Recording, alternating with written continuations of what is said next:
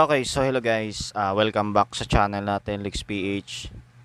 So ngayon guys, ituturo ko po ngayon kung paano nyo i-unlock yung additional na ultra graphics dito ka sa kanyang map quality settings, tsaka yung high frame rate na super at yung ultra refresh rate, no? Okay. So sa mga hindi pa nakapag-subscribe sa channel natin guys, i-click na po nyo na po yung subscribe and i-press nyo na rin pati yung notification bell para updated kayo sa mga bago nating videos, no? Okay. So una dito guys, i-download nyo itong dalawang file na to, itong LS patch tsaka yung game unlocker na APK. So itong dalawang to. So ilalagay ko yung link nito dyan guys sa ating comment section, ipipin ko po siya. Okay, so i-install nyo po itong dalawang to. So sa akin, since naka-install na tong LS patch or yung manager.apk, so bubuksan natin siya. Okay, so bali ito po siya guys. Okay, so ngayon open natin yan. Tapos punta kayo dito guys sa ikalawa dyan. Then kailangan nyo rin guys i-install yung game unlocker. So bali ito na po siya, no? Okay, so ang gagawin nyo dito guys, i-press nyo po tong itong plus icon na to. Okay, tapos select nyo po yung directory na kung saan nyo po inilagay itong dalawang app na to, itong manager APK tsaka yung game unlocker, no? Okay, so select natin dito guys yung documents. Bali itong documents. Okay, so ito po kasi nandito po yung dalawang APK file natin. So use this folder natin yan. Tapos click natin guys yung allow,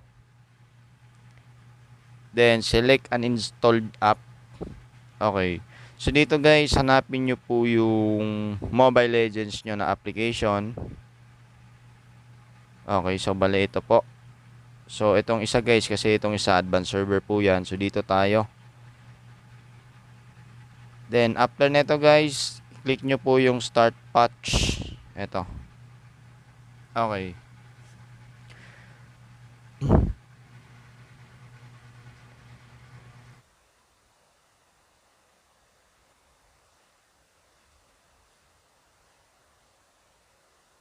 Okay, so installed successfully. So ito na po siya guys. Then ilolong press natin yan guys. Tapos click natin yung module scope nya.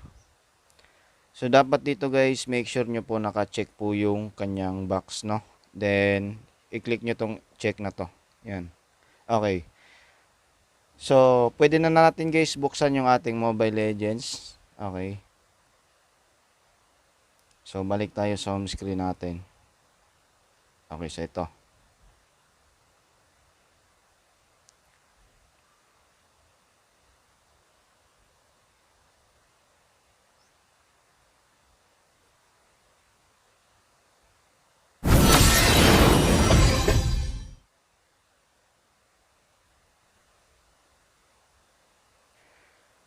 Okay, so ito na guys. Finally, ayan, meron na tayong ultra sa kanyang map quality or yung graphics settings natin, nagka-ultra na tayo.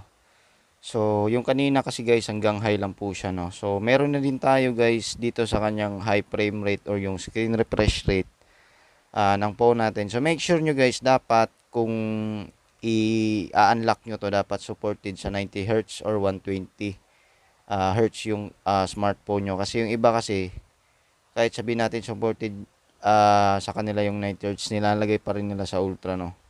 Pero sa akin kasi hanggang super lang, kasi hanggang 90Hz lang kaya ng refresh rate nito. Or kung meron kayo nung adaptive na screen refresh rate guys, pwede naman na siguro yan ilagay sa ultra.